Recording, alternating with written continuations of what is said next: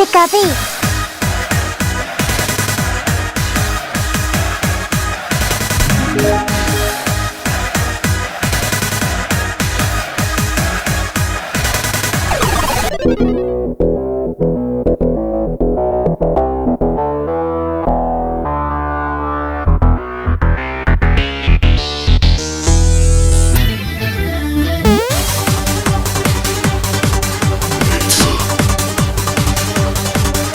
Pikachu.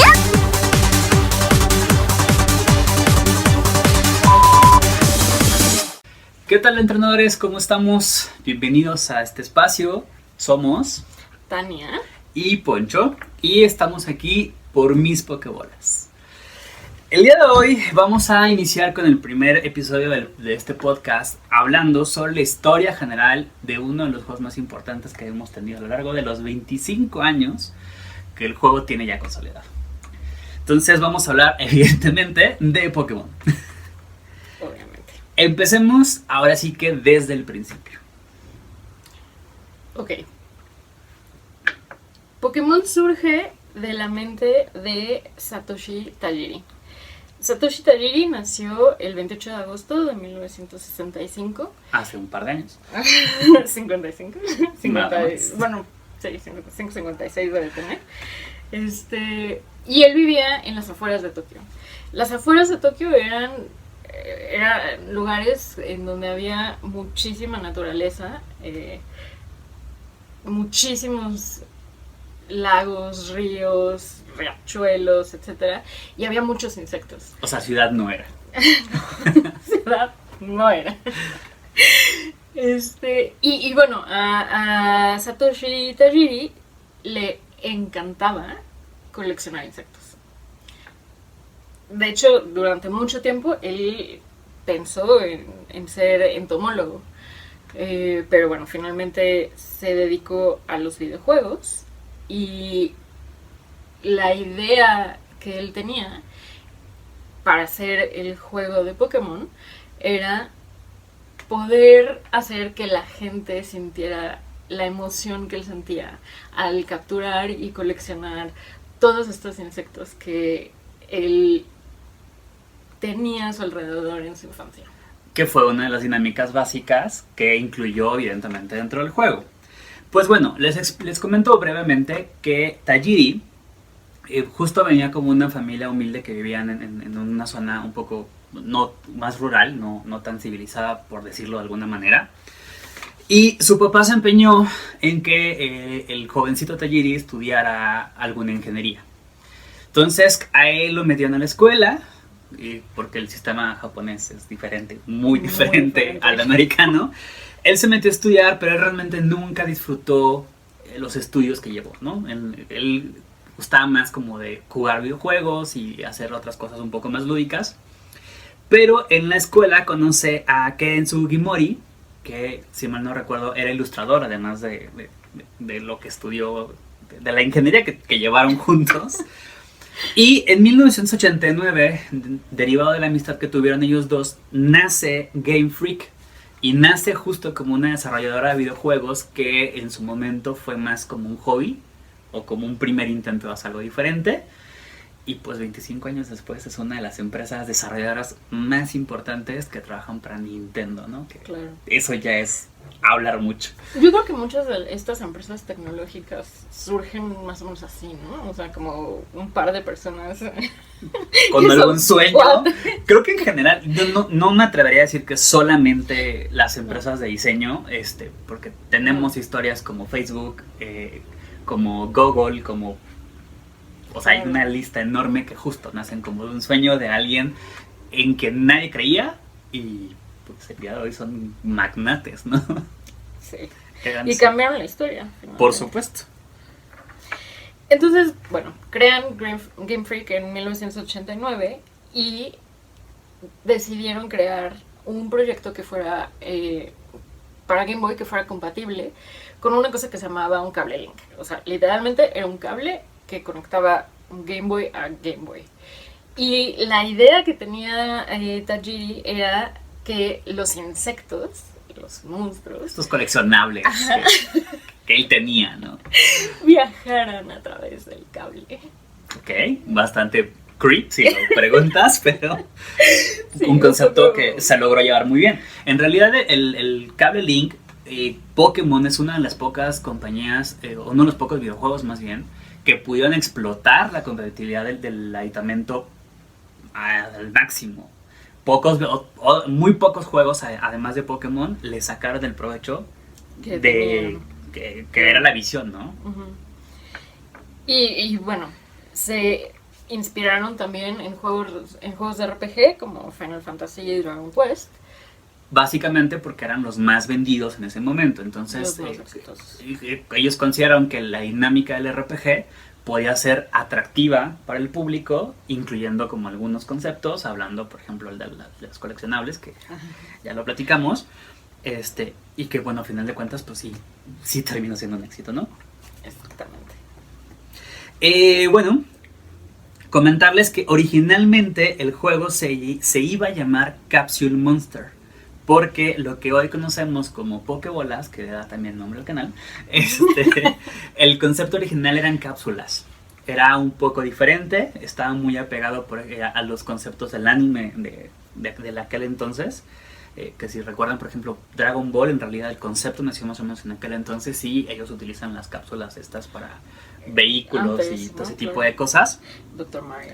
Doctor Mario, que era una forma fácil de capturar algo sin que fuera raro. Sí. Entonces, Sin que fuera raro. sin que fuera raro, por supuesto. Entonces, por eso, tomaron ese concepto.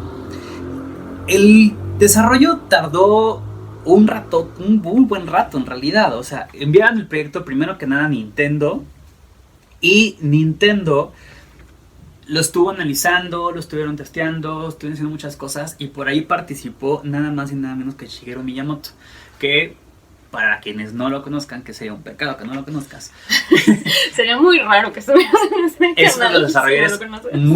es uno de los desarrolladores más importantes, justamente, que han trabajado con Nintendo desde el principio. Él es el creador justo de Mario, de Claro, la franquicia de Mario Bros, ¿no? Entonces, entre otros. entre muchos otros. Y él, justo para el desarrollo, estuvo aportando algunas ideas y rebotando como conceptos con ellos, y justo les dio la idea de cambiar la cápsula por una bola, una esfera, que fuera más manejable, que fuera más universal, que en ese momento era un concepto distinto, que al día de hoy pues no lo visualizamos de ninguna otra Todas manera. las cápsulas. Pero bueno, hoy en día no lo vemos de otra forma, o sea, Claro. nadie lo concebiría diferente. No. Y él les recomendó modificar el nombre porque atractivamente el Capsule Monster pues no era lo ideal, ¿no? Entonces lo cambiaron por Pocket Monster, que básicamente son monstruos chiquitos, son monstruos de bolsillo, De bolsillo. Ajá. porque la dinámica de los Pokémon es que pues, son chiquitos, ¿no? Y que son adorables, no todos, pero era el concepto que se tenía, porque él quería como romantizar este concepto de los insectitos y cositas Monstruitos. divinitas, que para la gran mayoría de nosotros un insecto no tiene nada de bonito. No, definitivo. Entonces, finalmente, tras 5 años de producción, el 27 de febrero de 1996, Fecha importante. fecha importante, salió el juego Pokémon Red and Green, que tuvo muchos, pero muchísimos problemas al inicio. De hecho, casi mandan a Game Freak a la quiebra. O sea, eran 3 pepinos y renunciaron 5. También importante comentar que Nintendo fue una época que también se la vio muy complicada. Sí. O sea, realmente no solamente Game Freak, sino Nintendo batalló mucho durante el desarrollo tanto de la NES como de Game Boy, particularmente Game Boy. Sí, Game Boy tuvo, o sea, una historia Muy accidentadísima al principio. Sí. Y esto se dio principalmente porque había muy pocos juegos, o sea, no había mucha gente desarrollando, y el concepto original de tener una consola portátil tan pequeña no era lo suficientemente atractiva para los jugadores que estábamos acostumbrados a jugar en tu casa con una televisión. En aquel entonces creo que los modelos eran de 24 pulgadas. No, pues 21 o algo. Una cosa así, pero pues, o sea, que va de una pantalla de 20 pulgadas a una cosita Pantallita. de un par de pulgadas, ¿no? Sí. Que era como complicado. Entonces, bueno, pues después de todo esto, de un Via Crucis completo, Después de un Via Crucis, donde invirtieron mucho en publicidad, donde ellos mismos se lanzaban a muchas exposiciones y demás, trabajaban gratis. y lo que todo emprendedor hace en realidad, y si no lo estás haciendo emprendedor, hazlo. No lo estás haciendo bien. No lo estás haciendo bien. Viene el boom. Viene el boom. Exactamente. ¿Cómo viene el boom? Todo fue una cosa como súper increíble. Porque, o sea, sí tenía un éxito más o menos marginal, ¿no? O sea, sí había pero muy algunas moderado. personas que jugaban Pokémon, ¿no? Pero, de repente, tú podías jugar los 150 Pokémon base, ¿no? Y los podías capturar y toda la mecánica que ya conocemos. Que es la lista oficial de Kanto. Que es la lista de los 150 primeros de campo. Tú Pero- también has jugado, David. Todavía no. Pero tienes un papel muy importante en esto. Todo fue gracias a ti. ¡Tarán! Mew estaba escondido en el juego. Y entonces hay una revista japonesa que se llama Coro Coro. Esta revista sigue a la fecha siendo Referente. importantísima. Ajá. Todavía tienen exclusivas de Pokémon y sacan muchísimas cosas importantes a la fecha. Básicamente porque Pokémon le debe su éxito a la revista. Ahorita vamos a ver por qué. De repente, en un número de la revista, ya después de que Pokémon tenía casi un año Ujú. de haber salido, dicen algo así como, les vamos a dar a los 20 primeros suscriptores un Pokémon. Porque solo había legendario". 20. Porque solo había 20 que no jugaban. Y de ahí explotó. Porque a nadie le gusta tener algo que los demás no van a tener, ¿no? Entonces, Claro. Entonces, en vez de los 20 que esperaban, se suscribieron 78,000. poquitos más. Unos cuantos adicionales Tantito. que tanto daño pueden hacer al juego. Bueno, entonces, viendo el éxito obtenido con esta campaña, que en realidad, no sé si te acuerdas que existía la leyenda de que Mew estaba escondido abajo de una camioneta que estaba en el pueblo celeste, si mal no recuerdo, justo antes de subirte al ferry. Tienes que jugar Pokémon.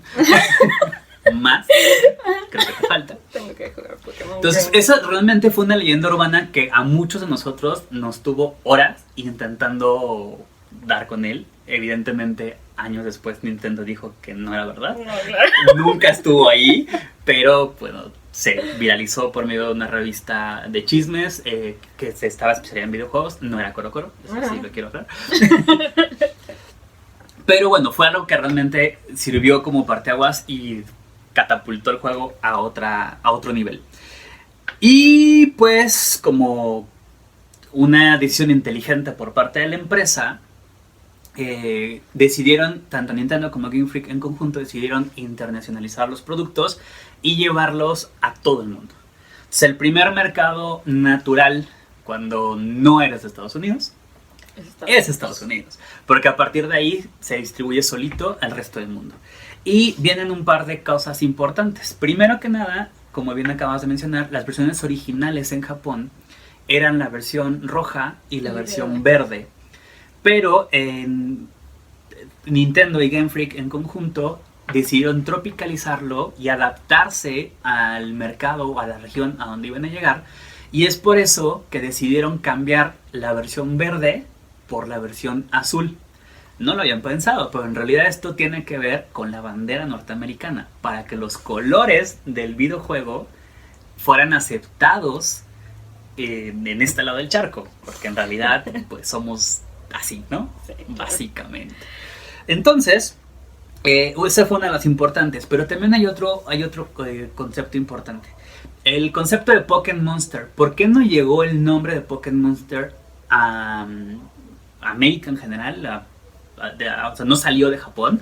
Porque en aquel entonces, no sé si se acuerdan que Mattel sacó un set de figuras coleccionables que se llamaban Monster in My Pocket.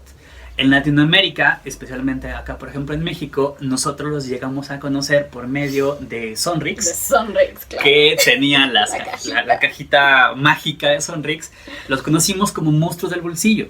Los que no son millennials no tienen idea de qué le estamos hablando. Pero si no los conocen, búsquelos. Eran geniales. Increíble. Era un concepto muy sencillo, pero pues eran las leyendas hechas figuritas, ¿no?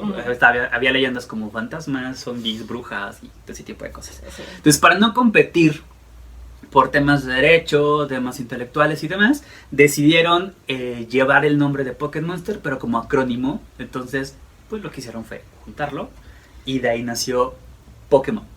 Una palabra sencilla, fácil de reconocer, mercadológicamente hablando muy bien posicionada.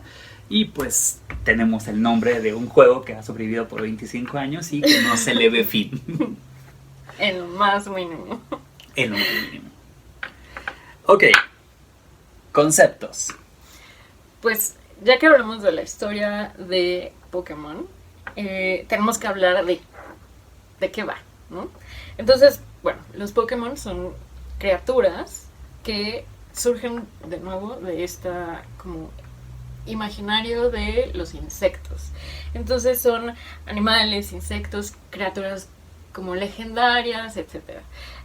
Obviamente los primeros 150 son como mucho más básicos y después y mucho más pensados. Tuvieron 5 años para desarrollar la primer lista, que fue el Pokédex de Kalos, ¿no?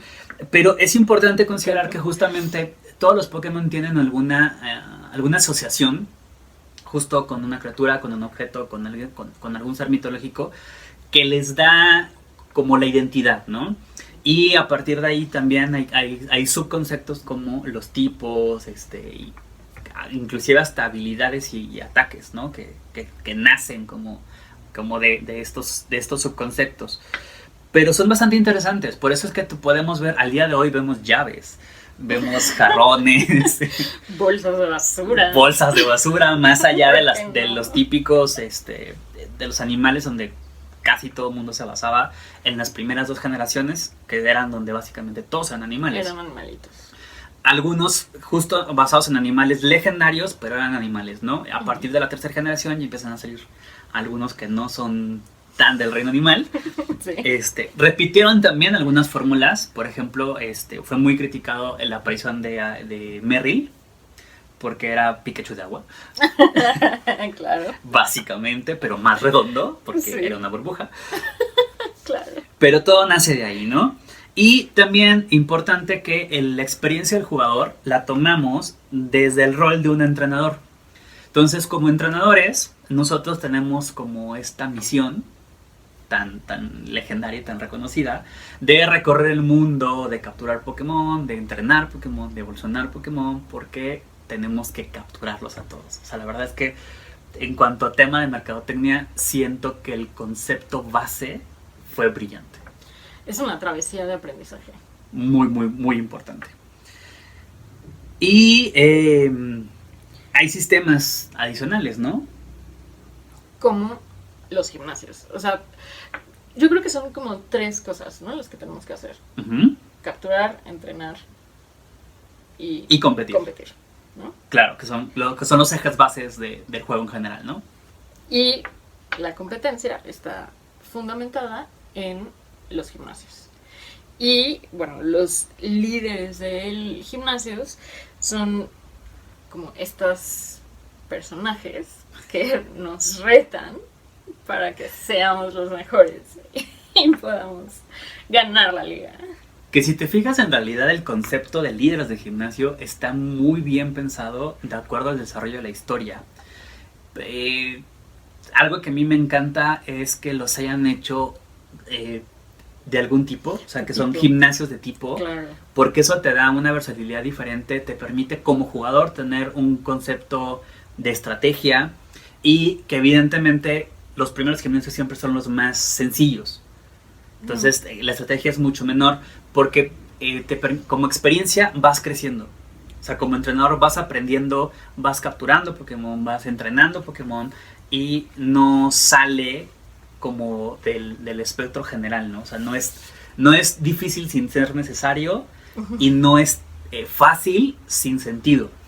De hecho, hay una discusión que algún día hablaremos de ella, justo en Pokémon Sword and Shield, que dicen la gran mayoría de los jugadores que como experiencia los gimnasios fueron más sencillos de lo que esperábamos. Pero por ahí hay varios porqués que en su momento tocaremos.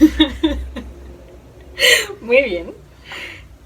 Y bueno, entonces también hablemos de mecánicas, porque también es importante, ¿no? Tajiri, dentro de su concepto de juego o de su concepto de mundo, porque en realidad se volvió un mundo más allá de un juego, desde a partir de la segunda región las fronteras se abrieron. Claro. Tienen 4 dinámicas principales. La primera, retomo nuevamente la dinámica del entrenador, que te posiciona a ti como parte del mundo, ¿no? Entonces, tus decisiones como entrenador influyen en lo que haces, sobre todo qué Pokémon capturas, cuáles son los que vuelven más fuerte, cuáles evolucionas, cuáles no. Tú decides los ataques que tus Pokémon van a llevar. Con este slot del set de 4, que no hay manera de llevar más.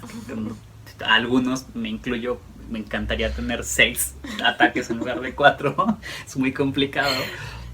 Entonces, la experiencia es personal en realidad. O sea, tú decides cómo lo juegas, tú decides cómo lo fortaleces, tú decides cómo lo vives. E inclusive dentro del mismo juego, justo como dices, hay 3 estilos de juego, ¿no? Si tú te quieres dedicar justo únicamente a capturarlos a todos, habemos algunos que, por ejemplo, nos gusta llevar a los Pokémon al 100%, es decir, al nivel 100, que es el tope, que también es una de las modalidades de juego, o hay quienes solo disfrutan la historia continua, es decir, cumplir las mini misiones, porque en algunos momentos hay algunas mini misiones, están los días de gimnasio y llegar a la liga y ganarla, ¿no? Entonces, la experiencia es dependiendo de cada uno de los jugadores, esa opción de tener la modalidad que quieras en el momento que quieras, porque la puedes cambiar. O sea, me puedo dedicar a ganar la liga y una vez que la gane los evoluciono a todos o los llevo a todos a 100. Claro. Lo puedes seguir interactuando. Es algo de lo que funcionó, porque a diferencia de algunos otros RPG, por ejemplo los primeros Final Fantasy, que ellos corrigieron el camino después, era una historia lineal. O sea, lo único que puedes hacer era avanzar en la historia, obtener o comprar ciertos aditamentos, crecer ciertas habilidades, claro, y llegar al final y ganar, ¿no? Que era lo único que se puede hacer. Finalmente es como desarrollo del lenguaje, ¿no? O sea, son los albores de los videojuegos. Bueno, por supuesto, los albores de los videojuegos modernos, ¿no? De los modernos De sobre los todo. modernos. Pero imagínate qué tan revolucionario no fue el concepto de Pokémon, que ellos ya habían pensado en la experiencia del usuario desde el principio. Claro. O sea, no lo tuvieron que readaptar o modificar. En realidad ellos en cada una de las entregas, en cada región que nos llevan nueva, meten dinámicas distintas que de repente uno se pregunta cómo le hacen para tener cosas nuevas como experiencia para el jugador, ¿no? Sí. Y justo dentro de la experiencia del jugador tenemos una regla que ha sido muy complicada para algunos, como por ejemplo mi amiga. Tania batalla mucho con los tipos de Pokémon.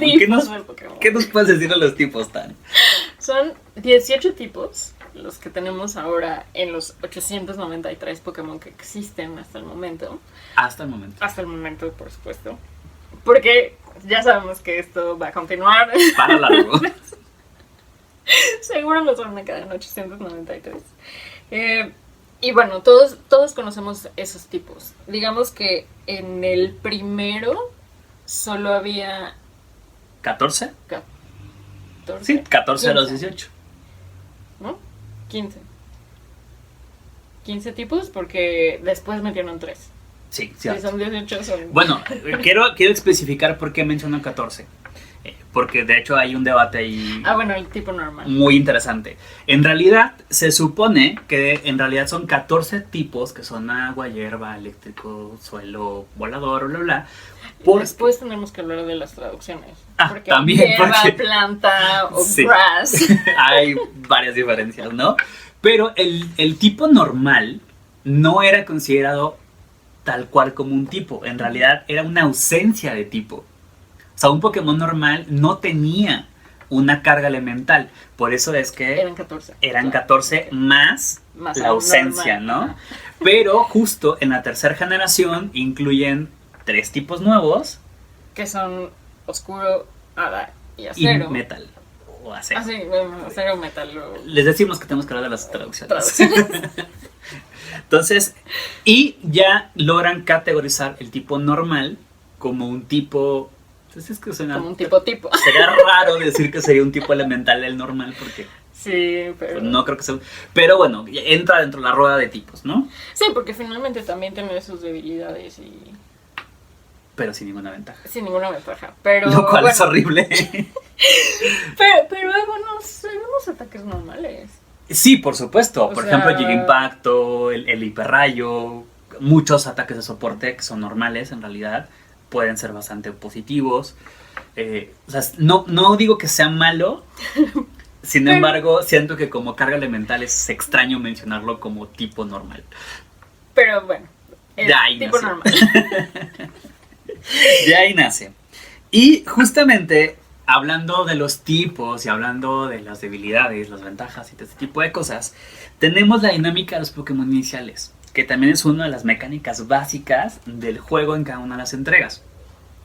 Hay un eterno debate de por qué Charmander no es el mejor inicial en Kanto. Y no me linchen, no lo digo yo, la verdad es que hay un diseño detrás de esto.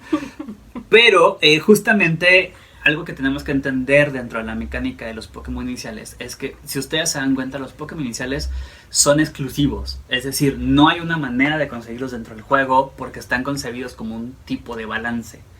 Incluso, no sé si se acuerdan que al momento de jugar directamente en Game Boy, tú elegías el tipo que tú querías. A Charmander, a Bulbasaur, a Squirtle, y tu rival agarraba o elegía justo El al contrario. que te ganaba. Esto era parte de la dinámica del juego para que tú empezaras con una ventaja frente al mundo Pokémon, pero una desventaja a la larga que fuera realmente un reto para cuando te enfrentaras con él. Y ahí tiene todo el sentido, todo este concepto de entrenar. ¿no? Exactamente, que justamente por eso es que nace de esta forma. Ahora, también entendamos una cosa.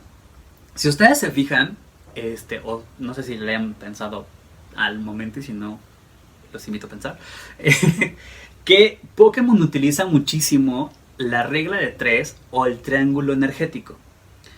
Porque al ser japoneses, ellos tienen ciertas costumbres y ciertos... Sí, como una mentalidad. Exacto, ¿no? Muy espiritual, esotérica. Y todo ese tipo de situaciones. Entonces, por eso siempre manejan justo como en un triángulo de distintivo y meten las 3 habilidades o los 3 tipos de Pokémon más universales. No son los más representativos.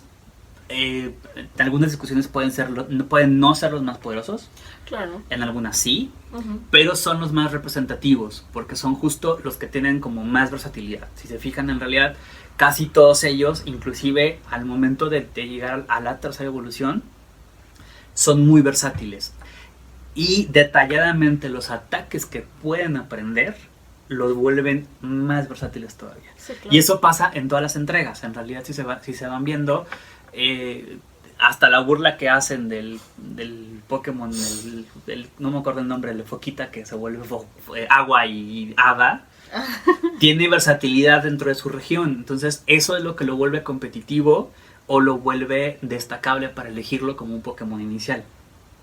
Y siempre se han apegado a la regla de 3, en iniciales cuando menos se han apegado a la regla de 3, que sean agua, hierba y fuego, siempre. Ahora, también esto lo transpolan directamente a los legendarios.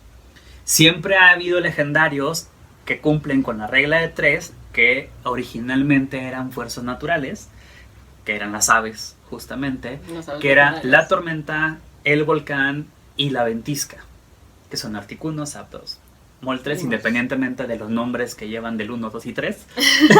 Sí. Eran fuerzas elementales y en realidad el que estaba destinado como a calmar todo era este chiquitín hermoso que vemos por acá. Pero justo después luego cambiaron un poco la dinámica e incluyeron a Lufia en una segunda entrega como el que venía a controlar a las aves originales y vuelven a meter fuerzas elementales como triada en la segunda entrega, que son las 3 bestias. Con las bestias, ¿eh? Que aquí hay un debate si son bestias, perros, tigres, gatos. Por las traducciones. Por las traducciones, es increíble. Pero en realidad son bestias, ¿no? Y ahí modifican... Eso sí podemos estar de acuerdo. Eso sí podemos estar de acuerdo. Y ahí modifican justo el concepto. Ya no es el fenómeno, sino la consecuencia. Porque entonces viene el trueno, viene la llama y viene el viento, que serían Raikou, Entei y Suicune. O el rocío, más bien, sería como Suicune, algo así. Bueno, el punto es que de ahí nacen y lo van a transpolar durante toda la saga de Pokémon todo el tiempo. Entonces, por eso es la dinámica general de iniciales y por eso la regla de 3 que han aplicado a lo largo de todas las entregas. Y la última dinámica es la Pokédex. La Pokédex es, digamos que es el indexador de Pokémon, ¿no? De hecho, así es el nombre, ¿no? Dex viene de index y de Pokémon. Es un poco controladora, eso explica todo.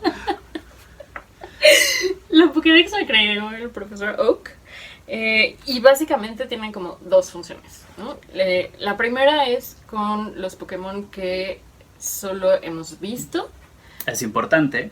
Muy importante porque nos da como el nombre y ya, ¿no? Como la imagen del Pokémon y bueno, otras. Y la seriación, en realidad. Claro, el número. Justo lo importante de los vistos únicamente es la seriación dentro de la Pokédex, porque si el objetivo es atraparlos a todos, tienes que saber cuál te falta. Exacto. Entonces, si lo viste, te aparece, pero te aparece solamente como la información básica, ¿no? Como un scan muy, muy básico. Silueta en general, ¿no? Pero ya cuando capturas a uno, el análisis se vuelve como más profundo. Y entonces ya te da como las estadísticas del Pokémon que acabas de capturar, ¿no? Tamaño, peso, stats. Región, a partir de la tercera incluyeron huellas, el chillido de cada Pokémon. Y entonces, bueno, eso ya tiene para cada juego, pues obviamente le sirve más, ¿no? Al entrenador.